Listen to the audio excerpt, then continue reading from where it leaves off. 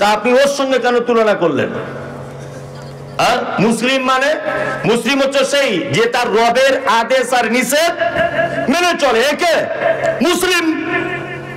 তাহলে আমি তো মনে করি গরু, ছাগল, হাঁস, মুরগি এরা সব থেকে বড় মুসলমান, এরা কিন্তু মুসলিম। আপনি আপনাদের গ্রামের গরুগুলো কি জীবনে দেখেছেন যে কারোর বিয়ের প্যান্ডেলের তলায় গিয়ে হাম হাম করে গোস্তের হাঁড়ি থেকে গোস্ত খেয়ে নিচ্ছে? দেখেছেন না? আল্লাহকে বলে দিয়েছে তুই তৃণভোজী প্রাণী, মাঠে চলে যা ঘাস খা, তাই না? জি। আর বাঘকে বলে দিয়েছে যে তুই হরিণ টরিণ মেরে ধরে খেয়ে নিবি, তোর মাংস খাবার প্রয়োজন। আপনি কোনোদিন দেখেছেন যে আপনাদের পাড়ার কুকুরগুলো সব একজোট হয়ে ওই বেগুনের জমিতে গিয়ে সব বেগুন খেয়ে নিচ্ছে? ও খেতে পাবে না, মরে যাবে, তবু আপনার ফল খেতে যাবে না। কারণ আল্লাহ ওকে এই জন্য পাঠিয়েছে পৃথিবীতে, মানুষ যেটা নষ্ট করবে, দুর্গন্ধ হবে, ওটা তুই চ্যাট করে মেরে দিবি। ভালো করে বুঝবেন। তার মানে বোঝা যায় পৃথিবীতে অন্যান্য প্রাণীদের যা সিস্টেম উপর থেকে তাদেরকে দেওয়া হয়েছে তার বাইরে তারা চলতে পারে না। শুধু রবের আইন অমান্য করে পৃথিবীতে একটা প্রাণী, তার নাম মানুষ। সুন্দরবনে কোনো থানা আছে যে বাগে বাগে মারামারি হয়, থানায় কেস করতে হয় না? সমুদ্র তলাতে আছে জেলখানা, যে নীলতিমি মাছ আর পুঁটি মাছ মারামারি করেছে নিয়ে জেলখানায় ভর্তি আছে নীলতিমি 4 মাস, ব্যাপার আছে না? এই জেলখানা, পুলিশ প্রশাসন এসব কি থাকতো যদি মানুষ এইটা যদি মেনে চলতো? থাকতো না। তার মানে বোঝা যায় রব আমাদেরকে পৃথিবীতে পাঠিয়েছেন এই কারণে যে তারা শুধুমাত্র আমার গোলামি করবে, ইবাদত করবে। আর একটা কথা বলি, শুধু যে ইবাদত করবে এটা 100%, কিন্তু আমাদেরকে আর একটা জায়গা ভুলে গেলে হবে না। বলুন তো, পৃথিবীতে মানুষের সংখ্যা বেশি না অন্যান্য প্রাণীদের সংখ্যা বেশি? একজন বলছে মানুষের সংখ্যা বেশি, যা বুঝে আর কি তাই বলেছে, মানুষের সংখ্যা বেশি। আপনার বউকে বলবেন কাল সকালবেলা যে 4টা চিনির দানা ওই আমাদের বিছানার চাদরের পাশে ফেলে দাও, দেখবেন 4000 পিপিলিকা ছোটাছুটি করছে, তাই না? আপনার বাড়িতে 4 জন থাকেন, মশারি টাঙিয়ে ঘুমান না? মশারি নিশ্চয়ই 4টে নয়, মশা নিশ্চয়ই 4টে নয়, কিন্তু মশারি 4 জনাই টাঙান, তার মানে হাজার হাজার মশা আপনার বাড়ি ভর্তি, তাই না? আচ্ছা বলুন, মানুষ ছাড়া পৃথিবীর অন্যান্য যত প্রাণী আছে সব প্রাণী আল্লাহর ইবাদত বন্দেগী করে কি করে না? ইউসাব্বিহু লিল্লাহি মা ফিস সামাওয়াতি ওয়া মা ফিল আরদ। আসমান জমিন জলে স্থলে পাহাড় পর্বতে যে যেখানে যে অবস্থায় যেভাবে আছে তারা সবাই আল্লাহকে ডাকে। আমরা হয়তো ভাবি শিয়াল হুক্কা হু বলছে মানে হয়তো কানছে না, এমনও হতে পারে ও হুক্কা হু মানে আল্লাহকে ডাকছে। মোরগ ভোরবেলাতে কুহু কুহু করে ডাকে, আমরা হয়তো ভাবি তার খিদা পেয়েছে না, হতে পারে সে তার ভাষাতে আমার আল্লাহকে ডাকছে। আপনার অন্যান্য গরু হুম্বা বলে ডাকছে ভোরবেলাতে, আমরা মনে করি মনে হয় খিদার জ্বালায় ডাকে, তা নয়, হয়তো এরকম হতে পারে সে তার রবকে নিজের ভাষাতে ডাকছে। আল্লাহ বলছেন ইউসাব্বিহু লিল্লাহি মা ফিস সামাওয়াতি ওয়া মা ফিল আরদ। সারা পৃথিবীতে জমিনে আসমানে পাহাড় পর্বতে যেখানে যেভাবে যারা আছে তারা সবাই আমাকে ডাকে। ডাকে কি ডাকে না? ডাকে। ফেরেশতারা আল্লাহকে ডাকে ডাকে। তা আমি একটা কথা জানতে চাইছি যে ফেরেশতারা আল্লাহর ইবাদত করে, হাঁস মুরগি গরু ছাগল আর সমুদ্রের তলার কোটি কোটি কোটি কোটি প্রাণী আল্লাহর ইবাদত করে, করে না? এতেও আল্লাহর মনোভূত হলো না। আমার আপনার মতো এই যে চোর গুন্ডা 2 নম্বরই পরে টাকা মেরে খাওয়া এইসব লোকগুলোকে পাঠানো হলো কেন? ওরা তো 24 ঘন্টা ইবাদত করছে, তা আমাদের পাঠানো হলো কেন? আসলে আমাদের দ্বারাতে আমার রব যে কাজটা করবেন এই কাজ পৃথিবীর অন্য কোন প্রাণীর পক্ষে সম্ভব নয়। আল্লাহ তাআলা পবিত্র আল কোরআনে বলেন লিইযহিরাহু আলাদ-দীনি কুল্লি, পৃথিবীতে মানুষকে পাঠানোর দ্বিতীয় উদ্দেশ্য হচ্ছে এই, সারা পৃথিবীর সমস্ত মতদর্শ, সমস্ত নিয়ম কানুন, সমস্ত পদ্ধতি, সমস্ত বিধান, তার থেকে কোরআনের বিধান শ্রেষ্ঠ, আমার ইসলাম শ্রেষ্ঠ, এইটা প্রমাণ করার জন্য বান্দা পৃথিবীতে তোমাদেরকে পাঠানো হয়েছে। যেটা গরুর পক্ষে সম্ভব নয়, ছাগলের পক্ষে সম্ভব নয়, হাঁস মুরগির পক্ষে সম্ভব নয়। তাহলে আমাদেরকে পাঠানো হয়েছে কি, সারা পৃথিবীর সমস্ত নিয়ম কানুন পদ্ধতির থেকে ইসলাম শ্রেষ্ঠ, এইটা প্রমাণ করার জন্য পৃথিবীতে মানুষকে পাঠানো হয়েছে। এইবার আপনাকে একটা কথা বলি, আচ্ছা ইসলাম কি সত্যি শ্রেষ্ঠ? শ্রেষ্ঠ ইসলাম? শ্রেষ্ঠ নয়। ইসলাম যে কত শ্রেষ্ঠ সত্যি আপনি অবাক হবেন। আমি দুটো একটা তথ্য আপনাদেরকে দিচ্ছি, শুনে রেখে দেন। এক, মানে এগুলো যখন পড়ি আর কি, তখন অবাক হই। ইসলাম কত সাবলীল, কত সত্য, কত চিরন্তন একটি জীবন ব্যবস্থা এবং কত বিজ্ঞানসম্মত। আল্লাহ নবী সাল্লাল্লাহু আলাইহি ওয়াসাল্লাম বলেছেন, গাঁটের উপরে কাপড় পরো, বলেছেন না? চিকিৎসা বিজ্ঞানীরা বলছেন মানুষের গাঁটের এই জায়গাটায় এক রকমের একটা হরমোন জমা হয় তার শরীরে। এই হরমোনটা সারা 24 ঘন্টা যদি মিনিমাম 8 ঘন্টা, 7 থেকে 8 ঘন্টা যদি এখানে হাওয়া বা রোদ্দুরের তাপ বা পর্যাপ্ত পরিমাণ যদি মানে কি বলে অক্সিজেন যেটাকে বলেন, এই জাতীয় হাওয়া যদি এখানে যদি না লাগে, তাহলে এক পর্যায়ে তার যৌবনের ক্ষমতা আস্তে আস্তে কমে যেতে পারে। শুধু পারে না, পারবে মানে কমে যাবেই। ওই জন্য দেখবেন দিয়ালে এখানে ওখানে, বাসে ট্রেনে, বহরমপুরে যান, সব কাগজ বিলি করছে, আর ওখানে লেখা আছে হারবাল। বইয়ের কাছে যেতে ভয় লাগছে, বিয়ে করতে ভয় পাচ্ছেন, আমাদের এখানে আসুন, হারবাল চিকিৎসা। যত হারবাল চিকিৎসা আমদানি জমেছে সব গাঁটের নিচে কাপড় পড়ার কারণে। কি বললাম বুঝলেন? দই দাঁড়িয়ে পানি পান করা সুন্নত না বসে? এসব তথ্য শুনলে আপনি অবাক হবেন। আর যদি অবাক না হন তাহলে মনে নিতে হবে যে আপনার ভাঁড়ে কিছু নেই। এই দেখুন, এদিকে ফিরুন। বলছে মানুষ যদি দাঁড়িয়ে যদি পানি পান করে, আমাদের পানি যখন আমরা পান করি, পানিটা ডাইরেক্ট পৌঁছানোর আগে এই জায়গাটা আল্লাহ সুবহানাহু ওয়া তাআলা একটা ছাঁকুনির মতো রেখে দিয়েছেন। ছাঁকুনি বোঝেন? চাটা ছাঁকে, চা ছাঁকা ছাঁকুনি, ঠিক ওই রকম ছাঁকুনি। একটা মানুষ যখন দাঁড়িয়ে থাকে তার ছাঁকনিটা এইভাবে থাকে, এই ভালো করে বুঝবেন। আর একটা মানুষ যখন বসবে তখন চাকরিটা আস্তে আস্তে আস্তে আস্তে এই সিস্টেমে খুলে যাবে। এটা বিজ্ঞান বলছে, এই সিস্টেমে আস্তে আস্তে খুলে যাবে। একটা মানুষ যখন পানি পান করে তখন পানিটা ডাইরেক্ট ওর নলি থেকে গিয়ে ওই ছাঁকনিতে যায়, ওখান থেকে পানিটা ফিল্টার হয়ে তারপরে তার পাকস্থলীতে পৌঁছায়। মুহাম্মদ সাল্লাল্লাহু আলাইহি ওয়াসাল্লাম ১৫০০ বছর আগে তিনি বলেছেন যে উম্মত বসে পানি পান করো। আজকে 2024 এটা প্রমাণ হচ্ছে যে বসে পানি পান করলে ডাইরেক্ট ছাঁকনিতে পানিটা গিয়ে পৌঁছায়, আর দাঁড়িয়ে পানি পান করলে ছাঁকনি খোলে না। এই জন্যে দাঁড়িয়ে পানি পান করলে অনেক সময়তে পানিটা ব্যাক লাইনে চলে যাবে। যেমন শিরা উপশিরা আছে সূক্ষ্ম, তার ভিতরে ঢুকে যেতে পারে, আর তার ভিতরে যদি পানি ঢুকে যায় কোন ক্রমে, তাহলে এটা বিজ্ঞানের ভাষা তার প্যারালাইসিস হয়ে যেতে পারে। আর যদি ডাইরেক্ট পানিটা গিয়ে কিডনিতে হিট করে তাহলে তার কিডনি নষ্ট হয়ে যেতে পারে। ভালো করে বোঝার চেষ্টা করুন। তাহলে ইসলাম একটা সুন্দর জীবন ব্যবস্থা, একটা মানুষের বাঁচানো পর্যন্ত সমস্ত পদ্ধতি বলে দিয়েছেন। আল্লাহু আকবার। জীবন ব্যবস্থা নয়, আমাদের দেশের জীবন ব্যবস্থা আপনি অবাক হয়ে যাবেন। বীরভূম জেলার একটা ছেলে, বাড়ি তার এলেম বাজারে বাড়ি, কলকাতা যাবার পথে তাকে ডানকুনি থেকে অ্যারেস্ট করেছে কলকাতা পুলিশ। অ্যারেস্ট করে পুলিশ ছিল এনআইএ তদন্ত সহকারে ছেলেটাকে ধরা হলো। এলেম বাজারে মানুষ আছেন, ওনাকে জিজ্ঞাসা করুন ঘটনা সত্য কি মিথ্যা। এই ছেলেটা মোটামুটি 3 বছর পর জেলখানা থেকে ছাড়া পেল। তা আমি ছেলেটাকে জিজ্ঞাসা করলাম, তোমায় জেলখানাতে মারধর করা হতো? বলছে মৌলভী সাহেব মারধর মানে সাংঘাতিক মার। আমি বললাম 3 বছর পরে তুমি জামিন পেলে কেমন করে? বলছে 3 বছর পরে প্রমাণ হয়েছে আমি নির্দোষ।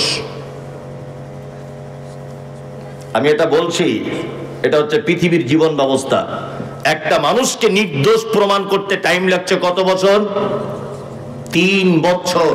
তারপরে নির্দোষ হিসাবে প্রমাণ হচ্ছে। বলছে আমাকে ধরা হয়েছিল, আমার নাম রেজাউল, আমার নাম রেজাউল। বাংলাদেশের একটা রেজাউল বলে ছেলে ইন্ডিয়ায় এসেছিল গোয়েন্দাগিরি করতে, কোন একটা কাজের অপরাধের সঙ্গে যুক্ত ছিল, আর আমার নাম রেজাউল। তার ফটো দেখে আর আমাকেও একই রকমের দেখতে বলে ওই জন্য আমাকে অ্যারেস্ট করা হয়েছে। 3 বছর এটা বুঝতে টাইম লাগলো যে এই ফটোটা এ নয়। কি বললাম বুঝলেন? অজস্র মানুষ আজও পর্যন্ত 10-20 বছর যাবত জেলখানাতে গিয়ে বসে আছে। তারা বাড়ির কোনো ঠিকানা নেই, খবর নেই, পয়সার কারণে তারা বার হতে পারছে না, অথচ তারা নির্দোষ। ইসলাম কেমন জীবন ব্যবস্থা দেখুন। ইসলামের পদ্ধতি কি? চোর যদি নারী হয়, চোর যদি পুরুষ হয়, তার কি করা লাগবে? পা কেটে দিতে হবে, তাই তো? কি হাত কাটতে হবে, তাই না? আচ্ছা বলুন তো, যদি কোনো লোকের হাত যদি কেটে দেওয়া হয়, তা সে চুরি করতে পারবে না? আমি না করতে পারি, আমি তো ওকে দিয়েও করাবো। করবো কি করবো না? আমি তো বুদ্ধি দিয়ে কাজ করব, করবো কি করবো না? করবো। আল্লাহ তো এটা বলতে পারতেন, তো চোখগুলো কানা করে দে কলম দিয়ে এরকম খুঁচে, যাতে জীবনে দেখতে না পায়, চুরি করার স্বাদ মিটে যাক। এটা বলতে পারতেন না। আল্লাহ সুবহানাহু ওয়া তাআলার বিধান হচ্ছে হাত কেটে দাও। কারণ এই যে এই মোবাইলটা 1 লাখ টাকা দাম, ধরে নেন এই এমনি দাম 5,000, 1 লাখ এখানে রাখা আছে। স্টেজে আমি উঠলাম, উঠে আমি মোবাইলটা চোখে পড়ে গেল, ওরে বাবা সাংঘাতিক দামি সেট, চুরি করতে হবে না। আস্তে আস্তে আস্তে আস্তে করে আমি হেঁটে হেঁটে হেঁটে হেঁটে এই পর্যন্ত এলাম। এখানে এসে দাঁড়িয়ে আছি চুপচাপ, মোবাইলটার দিকে বারবার দেখছি, এরকম করছি। আর বাবা দেখছি সভাপতি কি করছে, মোতোয়াল্লি কি করছে, হেড মাওলানা কি করছে, বারবার দেখার পরে যে হেড মাওলানা দিক ফিরেছে, চটাম করে নিয়ে পকেটে ভরে দিয়েছি। আচ্ছা বলুন তো, পকেটে ভরা পর্যন্ত সব থেকে আমার সহযোগিতা বেশি করেছে কে? হাত। আমার পা চুরি করার জন্য হেঁটে হেঁটে এসেছে, কিন্তু পকেটে ঢোকাতে পারেনি। পেরেছে না? আমার চোখ দেখেছে কিন্তু পকেটে ঢোকাতে পারেনি। আমার পা হেঁটে এসেছে, মন বলেছে কিন্তু পকেটে ঢোকাতে পারেনি। ফাইনাল কাজ করেছে কে? হাত। ইসলাম বলেছিল হাত হাত কেটে দাও, কারণ ফাইনাল কাজ যে করেছে সে অপরাধী। কি বললাম বুঝলেন? ইসলাম কত সুন্দর জীবন ব্যবস্থা। আল্লাহু আকবার। আল্লাহ সুবহানাহু ওয়া তাআলা বলছেন ইযহিরু আলা দীনি কুল্লি, তোমাদেরকে পৃথিবীতে এই কারণে পাঠানো হয়েছে যে ইসলাম যে শ্রেষ্ঠ, এইটা প্রমাণ করার জন্যই তোমাদেরকে পৃথিবীতে পাঠানো। এবার আপনাদেরকে একটা কথা বলছি, এক, আমাদের বর্তমান সারা ভারতবর্ষের যে অবস্থা, তাতে করে ইসলাম শ্রেষ্ঠ এটা প্রমাণ করা সহজ না কঠিন? কঠিন, তাই না? সহজ না কঠিন? কঠিন। মুহাম্মদ সাল্লাল্লাহু আলাইহি ওয়াসাল্লাম বলেছেন, তুমি যখন রাস্তা দিয়ে চলবে কোন দিকে চলো? ডান দিকে চলো। আমরা চলি কোন দিকে? বাম দিকে। তার মানে এটা ভারতীয় একটা সিস্টেম, আমাদের দেশের সংবিধান, আমাদের দেশের নিয়ম যে যখন কোন জনগণ যখন চলবে বাম দিকে চলতে হবে, ডান দিকে চলা যাবে না। আমি যদি এখন মোটরসাইকেল নিয়ে রাস্তাতে চলতে চলতে দাদাগিরি দেখিয়ে বলি হযরত মুহাম্মদ বলেছে ডান দিকে যেতে, আমি ডান দিকে যাব, আমি কারো কথা শুনবো না, অ্যাক্সিডেন্ট হবে কি হবে না? হবে। তার মানে ডান দিকের হাদিস আমরা আর মানতে পারছি না। দুই নম্বর হচ্ছে এই সুদ। আল্লাহ নবী সাল্লাল্লাহু আলাইহি ওয়াসাল্লাম সুদের যত প্রকার গুনার কথা বলেছেন, তার নিম্ন পাপ হচ্ছে তার মায়ের সাথে ব্যভিচার করলে যে পাপ হয়, এই পাপ তার আমলনামাতে তুলে দেওয়া হয়। বলুন ভারতবর্ষের মাটিতে বা বাংলার মাটিতে সুদ মুক্ত কোনো মানুষ আছে? নেই। যদি বলছেন আমি আছি, নেই। আপনার এমন কৌশল করে ব্যাংকিং সিস্টেমে আপনাকে ঢুকিয়ে দেওয়া হয়েছে, আপনার বউ তো লক্ষ্মীর ভান্ডারও পায়, তাই না? তার মানে যেমন হোক করে, আমি লক্ষ্মীর ভান্ডার সুদ এটা বলিনি, আমি বলছি অ্যাকাউন্ট আছে মানে 10,000 টাকা 1 বছর ধরে জমা করে রেখেছেন, 10,000 টাকা তো সুদ হয়। তার মানে যে কোনো প্রকার আপনি সুদের সঙ্গে জুড়ে আছেন। তার মানে পাপ থেকে সরে আসা সহজ না কঠিন? কঠিন। তাই আমরা কঠিন গুলো যদি মানতে নাও পারি, প্রতিষ্ঠা করতে নাও যদি পারি, তাহলে অন্তত সহজ গুলোতে পারবো। পারবো কি পারবো না? পারবো। আপনি বিডিও অফিসে দাঁড়িয়ে আছেন, সবাই 100 জন লাইন দিয়ে, চৈত্র মাসের প্রখর রোদ্দুর, সবাই পানি পিপাসার কারণে ঢক ঢক করে দাঁড়িয়ে পানি পান করছে। আপনি 10 টাকা দিয়ে একটা পানির বোতল নিয়ে আপনি বিডিও অফিসে লাইনের মাঝখানে দাঁড়িয়ে 3 নিঃশ্বাসে পানিটা পান করুন।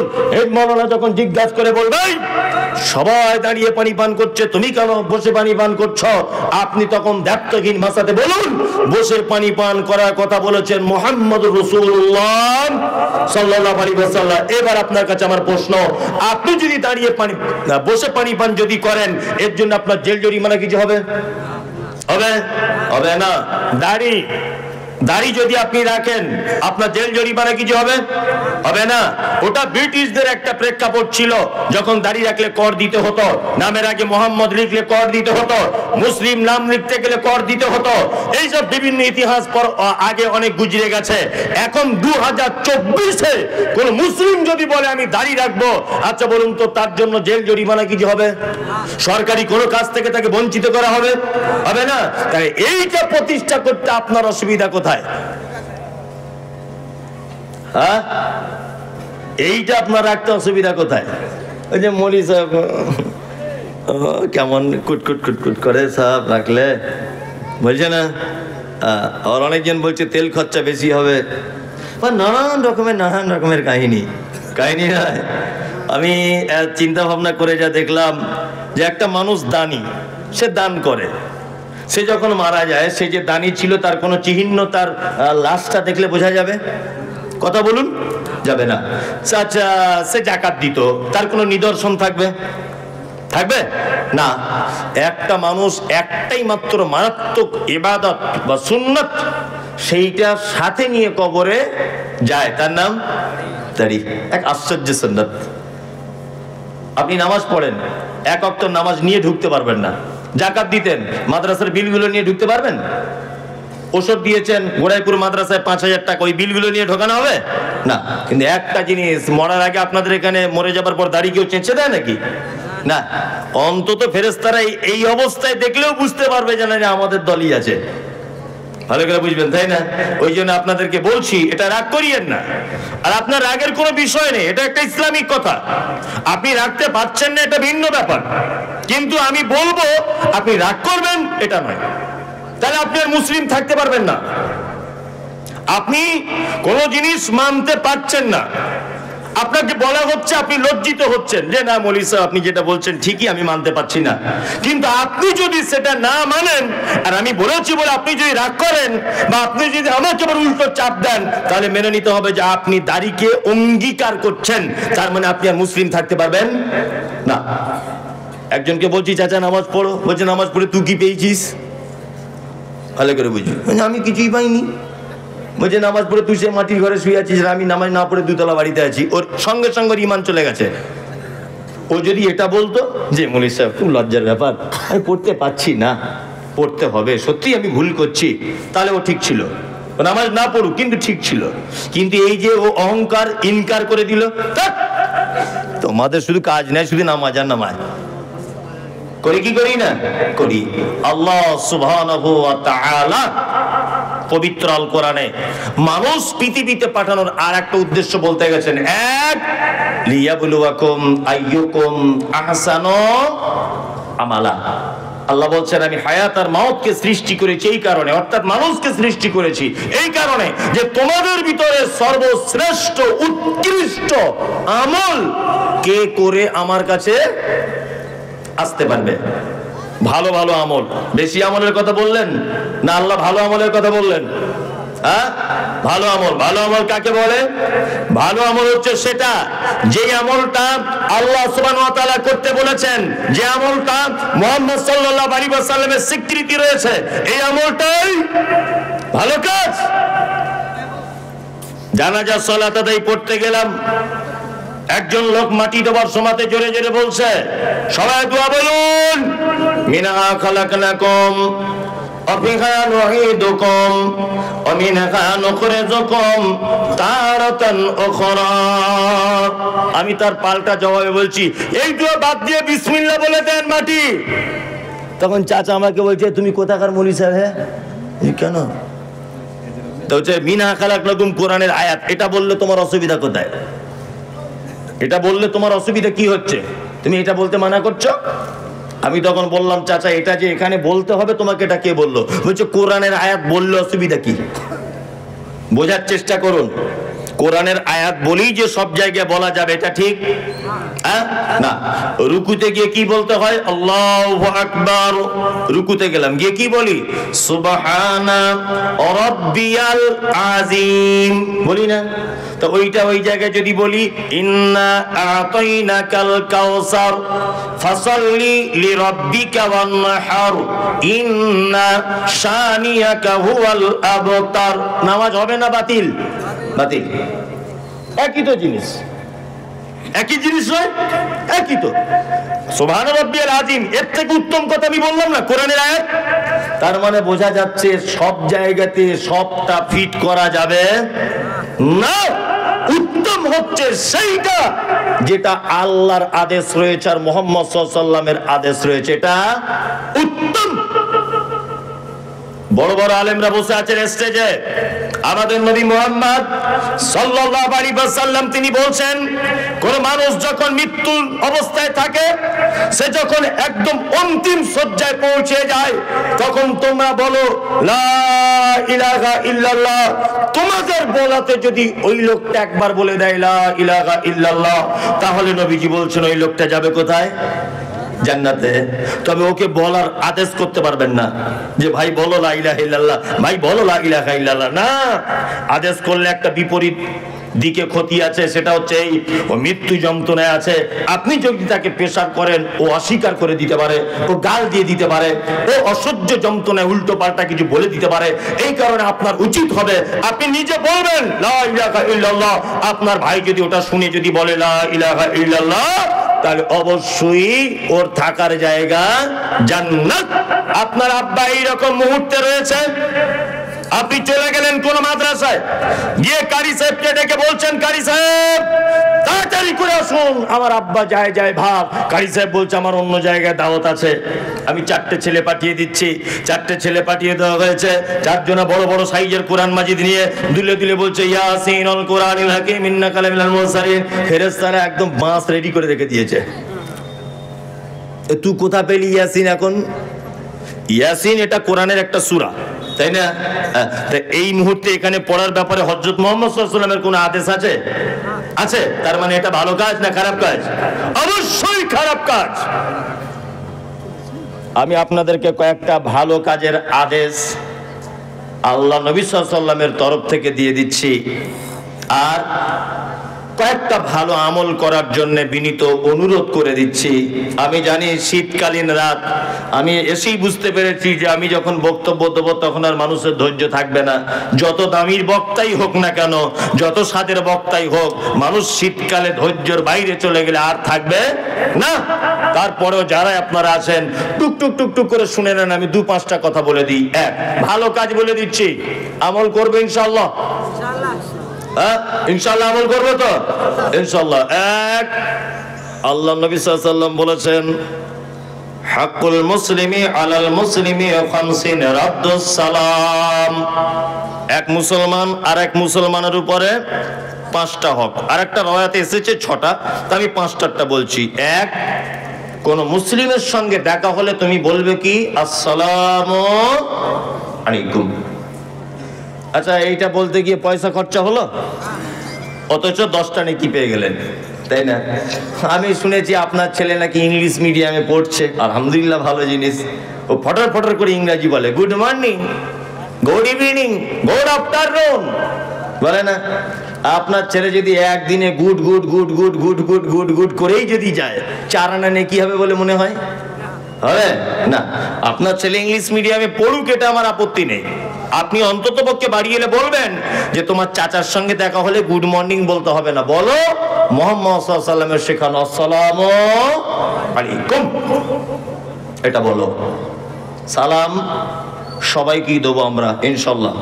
বউকে দেওয়া যাবে না, বউকে দেওয়া যাবে? বউকে দেওয়া যাবে না। বউকে দিলে খুব মনীষার লজ্জা লাগে, না? ও এক বালিশে মাথা দিয়ে শোয়া যায় তখন লজ্জা লাগে না? গলা ধরে বসে গল্প করা যায় তখন লজ্জা লাগে না? একসঙ্গে গোসল করা যায় তখন লজ্জা লাগে না? প্রেমের গল্প করা যায় তখন লজ্জা করে না, আর আসসালামু আলাইকুম মৌলভী সাহেব কি করে বলবো, খুব লজ্জার ব্যাপার না। সবাইকে সালাম দেয়, বউকে দেয় না, তাই না? আমাদের পশ্চিম বাংলার প্রায় ফ্যামিলিতে স্বামী স্ত্রী অশান্তি হচ্ছে না? হচ্ছে কি হচ্ছে না? হচ্ছে। আজকে থেকে আর হবে না। আপনি একটা আমল করুন আজকে থেকে, ছোট আমলটা করুন, দেখবেন আর হবে না ইনশাল্লাহ। এক, আসসালামু আলাইকুম বাংলা মানে কি? আল্লাহ তুমি তার উপর শান্তি বর্ষণ করো, তাই তো? আর ও প্রতি উত্তরে কি বলবে? ওয়ালাইকুমুস সালাম, আল্লাহ তোমার উপরও শান্তি বর্ষণ করুক। তার স্বামী স্ত্রী ঝগড়া হয়েছে ধরে নেন, বাড়ি ঢুকলেন, আসসালামু আলাইকুম খাদিজা কি করছো? ও যত বদমাশ মেয়েই হোক সালামের উত্তরটা অন্তত নিবে। ও উত্তরে কি বলবে? ওয়ালাইকুম আসসালাম। কোন রকম আছি, বেশি ভেটা ভেটা করো না, যাই করুক কিন্তু সালামের উত্তরটা নেবে কি নেবে না? তাহলে আপনি যদি দিনে 10 বার যদি এটা বলেন যে তোমার উপরে আল্লাহর তরফ থেকে শান্তি বর্ষণ হোক, আর ও যদি বলে তোমার উপরেও হোক, আর একবার যদি কবুল হয়ে যায়, তাহলে আর অশান্তি থাকবে? থাকবে না। এই পদ্ধতিটা সত্যি খুব ইম্পর্টেন্ট একটা পদ্ধতি। আপনার স্ত্রীকে বেশি করে সালাম দেবেন। কি বললাম বুঝলেন? 2, নিজের বাড়িতে হোক অপরের বাড়িতে হোক, লা তাদখুলুল বুয়ুতা গায়রা বুয়ুতিকুম, নিজের বাড়ি হোক অপরের বাড়ি হোক, যখন ঢুকবেন কি বলে ঢুকবেন? আসসালামু আলাইকুম। কেন বলতে হবে এটা? আগে আপনাকে বলেছি সারা পৃথিবীর সব থেকে উত্তম জীবন ব্যবস্থা, তার নাম হলো ইসলাম। আপনার বাড়িতে একটা বেটি রয়েছে, আপনার বয়সটা 16 বছর, আপনি বাড়িতে নাই, আপনার বিবি আর আপনার বেটি দুজনা শীতকালে গোসল করে বারান্দায় বা বাড়ির আঙিনাতে রোদ্দুরে বসে আছে চুল খোলা অবস্থায়। আপনার 16 বছরের বেটির বুকে ওড়না নাই, আপনার বাড়িতে বৌমা রয়েছে গায়ে চাদর নাই, শাশুড়ি আর বৌমা দুজনা বসে আছে মোটামুটি আগলা অবস্থায়। আগলা মানে ইম্পর্টেন্ট জায়গাগুলোতে সব ঢাকা রয়েছে, কিন্তু তার বগলে ফাঁকা, এইদিকে তার পেট ফাঁকা, এইদিকে হাঁটুর নিচে ফাঁকা, তেল মাখছে শীতকালে রোদ্দুরে বসে বসে। আর আপনি যদি হঠাৎ করে বাড়ির ভিতরে ঢুকে যান, আর আপনার বেটি যদি এই অবস্থায় থাকে আর আপনার বৌমা যদি এই অবস্থায় থাকে, তাহলে বলুন তো দেখি বৌমা আর আপনার বেটি লজ্জা পাবে কি পাবে না? ইসলাম বলেছে তুমি দরজায় দাঁড়িয়ে থেকে বলবে আসসালামু আলাইকুম, ও আয়েশার মা আমি বাড়িতে চলে এসেছি, তাড়াতাড়ি করে দরজা খোলো। তোমার স্ত্রী আস্তে আস্তে করে দরজা খুলতে আসবে, তোমার মেয়ে চলে যাবে ঘরের ভিতরে, ঘরের ভিতরে গিয়ে তার প্রয়োজন মতো পোশাক পরে নিবে, গায়ে ওড়না নিয়ে নিবে। আর তখন যদি আপনি বাড়িতে প্রবেশ করেন, আপনিও লজ্জা পাবেন না, আপনার বেটিও লজ্জা পাবে না। এই জন্য ইসলাম বলেছে নিজের বাড়িতে হোক অপরের বাড়িতে হোক তোমরা সালাম দিয়ে প্রবেশ করবে ইনশাআল্লাহ। আজকে থেকে এই আমলটা করব, সবাই সবাইকে সালাম দিব ইনশাআল্লাহ। চলুন 2, ইয়াদাতুল মারিজ, অসুস্থকে দেখতে যাও। পাড়া প্রতিবেশী কেউ যদি অসুখে পড়ে যায়, তাহলে আমরা তাকে দেখতে যাব। এগুলো ফ্রি নাকি? পয়সা খরচা হবে না। ফজরের নামাজ পড়ে গেলেন, পাড়ার একটা আব্দুল্লাহ বলে লোক অসুখে পড়ে আছে, বিছানায় পড়ে আছে, গেলেন, গিয়ে তার মাথায় হাত দিয়ে বললেন লা বাসা তাহুরুন ইনশাআল্লাহ, ভাই টেনশন করো না, আল্লাহ তোমাকে ভালো করবে। চাচা কোন ডাক্তার দেখাচ্ছ? মামু এখন খেতে যেতে পারছো? একটু জিজ্ঞেস করলেন, বাড়ি চলে এলেন। বিশ্ব নবী তিনি বলেছেন রুগী তো কল্যাণ যা পাবে পাবে, যে দেখতে গেছে ও বেশি কল্যাণ পাবে। লাভ হলো না লস হলো? আসমানের ফেরেশতারা পর্যন্ত দোয়া করবে, কল্যাণ কামনা করবে। কার জন্য? যে দেখতে গেছে তার জন্য। আল্লাহু আকবার। এইবার আপনাদেরকে আরেকটা কথা বলি, ইজাবাতুদ দাওয়াতি, কেউ দাওয়াত দিলে গ্রহণ করবে ইনশাআল্লাহ। ইনশাআল্লাহ দাওয়াতের ব্যাপার ইনশাআল্লাহ তো বলতেই হবে। গরুর গোশতের ব্যাপার আছে, তাই না? ওই দেখি তো মাদ্রাসার জলসা টলসা হলে মানে গেট ভেঙে ফেলছে এরকম করে। কিছু কিছু মাদ্রাসা মনে হচ্ছে জীবনে খাই নাই, ও গরুর গোশত চোখেই দেখিনি। এরকম একটা মনে হয় আর কি। আপনাদের এখানে গোড়াইপুরের কথা বলছি না, ওই ওই আরো অন্যান্য যত মাদ্রাসা জলসা বা মসজিদের ঈদগাহ জলসা হয় ডেলিগেটে মনে হচ্ছে গেট ভেঙে ফেলছে। আশ্চর্য ব্যাপার, এটা ভদ্রতাটুকু নেই। আচ্ছা নেই, আশ্চর্য ব্যাপার। দাওয়াত বৈধ হলে কবুল করবেন ইনশাআল্লাহ। অবৈধ দাওয়াত তাহলে কি না, কিছু কিছু দাওয়াত বাড়ি আছে আপনি যাবেন না, আপনার থেকে সেজন্য একটা শিক্ষা পায়। যেমন ধনী গরিবের বৈষম্য রেখে যে দাওয়াত বাড়িতে খাবার পরিবেশন করা হয়, একই প্যান্ডেল, একটাই সিস্টেম, একই ক্যাটারিং এর মালিক, কর্মচারীরা মাল দিচ্ছে, ওইদিকে দিচ্ছে খাসি আর এদিকে দিচ্ছে গরু। এইরকম কোন পরিস্থিতিতে যদি আপনি পড়েন, কোন আপনার বিবাহের অনুষ্ঠানে বা কোন অনুষ্ঠানে যদি আপনি দেখেন, তাহলে আপনাকে রিটার্ন চলে আসবেন, এটা আপনার জন্য উত্তম। কারণ ইসলামে কোনো বৈষম্য নেই। গরিবের যে সম্মান, ধনীর একই সম্মান। লম্বা কালো বেঠে পরিষ্কার, সাদা চোখ কালো চোখ কটা চোখ, কারোর কোনো ডিফারেন্স নেই। আরব অনারব কোনো ডিফারেন্স নেই। আল্লাহর নিকটে ওই লোক সব থেকে উত্তম যার ভিতরে তাকওয়া, পরহেজগারিতা বেশি, আল্লাহ ভীরুতা বেশি। দুই, এমন একটা বৈঠকে আপনাকে দাওয়াতের জন্য আহ্বান করা হলো, যে বৈঠকে বা যে দাওয়াত বাড়িতে আপনি গিয়ে দেখছেন বাদ্যযন্ত্র বাজছে। এখন তো গান বাজনা ছাড়া বিয়ে শাদী হয় না, তাই না? আপনাদের এলাকাতে হয়তো হয় না, আমাদের ওদিকে হয়, সব জায়গায় হয় না, কিছু কিছু বাড়িতে আসে। আল্লাহু আকবার। মানে কি বলবো, মানে সত্যি আগেকার দিনে মেয়েদের যে, নারীদের যে মর্যাদা ছিল, এখন আর সেটা আছে না। এই মোবাইল প্রথম যখন সুইচ আলা মোবাইল ওঠে, তখন মানুষ এইভাবে কথা বললে পাড়ার লোক দেখতে যেত, এইরকম করে কথা বলছে, এ আবার কি, দেখতে যেত না। তারপরে যখন এই স্ক্রিন টাচ মোবাইলটা উঠে গেল, তখন লোক আশ্চর্য হয়ে গেল, ইউরি বাবা হাত দিলে আলো জ্বলছে, ও ছবি বার হচ্ছে, ইউরি বাবা, তাই না? আচ্ছা, এখন আর সেই আশ্চর্য ব্যাপারটা এখন আর আছে নাই। প্রথম প্রথম যখন অ্যাপেলের মোবাইল ওঠে, তাই না, অ্যাপেলের সেট যখন ওঠে, তখন ওটার খুব দাম ছিল না, খুব দাম। ওরে বাবা, অ্যাপেলের সেট, জি ও ও 2-3 মিনিট। কে